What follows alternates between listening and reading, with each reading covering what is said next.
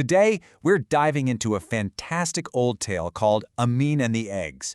It's this really powerful story about what happens when hard work, a little bit of kindness, and a whole lot of envy all crash into each other.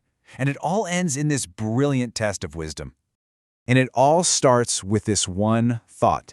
This is our hero, Amin, and he's at his breaking point. He feels like his life is literally drying up, just like the parched fields all around him.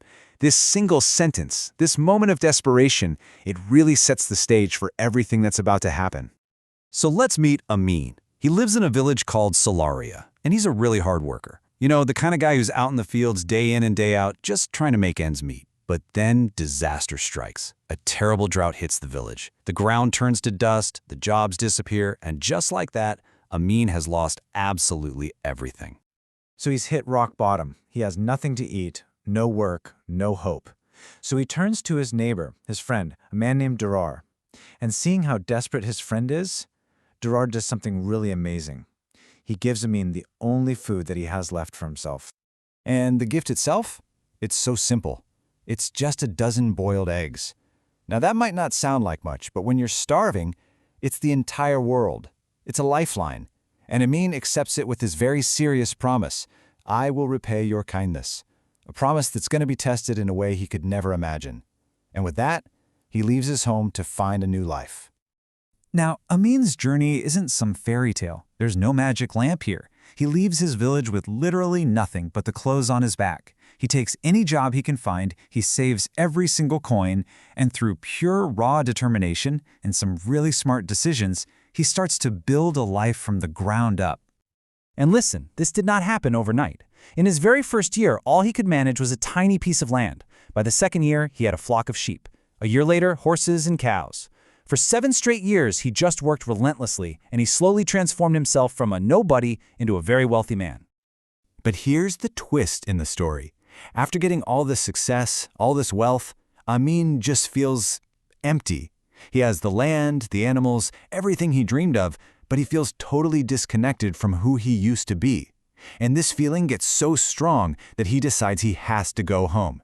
He has to go back to Salaria. So Amin is probably imagining this big, joyous homecoming, right? He arrives on a beautiful horse, leading a camel, looking every bit the successful man he's become. But the reality is pretty jarring.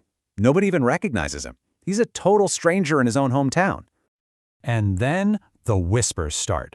Once people figure out that this rich stranger is actually their Amin, the boy who left with nothing, their curiosity just sours into suspicion. The questions they ask aren't, wow, how great for him, but how did he get so rich? And that suspicion, well, it doesn't take long for it to turn into something much uglier, resentment. The villagers start to feel like they're entitled to a piece of his success. They start saying he owes them, totally forgetting that they just sat back while he was off working himself to the bone for 7 years. It's like this toxic gossip just poisons the entire village. And eventually these whispers reach the one person Amin was probably most excited to see again, his old friend Durar. So Durar, now totally fueled by all this jealousy, confronts Amin, but he's not there for a happy reunion. Oh no, he's there to collect a debt. He tells Amin that he's come to get what he's owed for those eggs from 7 years ago. And the demand is just staggering. He wants 500 gold coins. 500. His logic? He says those weren't just eggs, they were potential. They could have hatched, and those chickens could have had more chickens, and he, Durar, could have become a wealthy man. In court, his argument gets even crazier. He's literally painting this picture for the judge of a massive chicken empire that he claims Amin stole from him.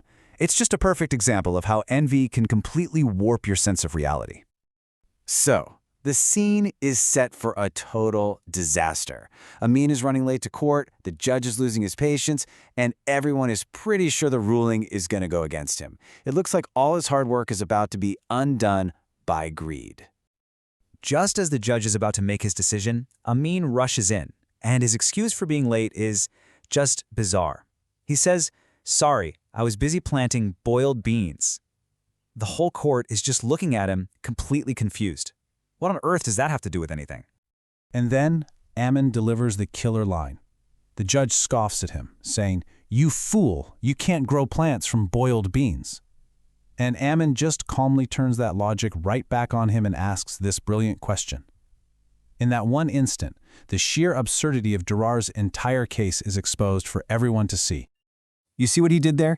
He didn't get angry, he didn't argue. He just held up a mirror to the flawed logic. If boiled beans can't grow, then boiled eggs certainly can't hatch. The courtroom erupts in laughter. Durar runs out completely ashamed, and the villagers finally praise Amin, not for his money, but for his wisdom. And in that moment, he truly feels home. And that really brings us to the core of this whole story. Amin earned a fortune with his hard work, sure, but it was his wisdom that saved it.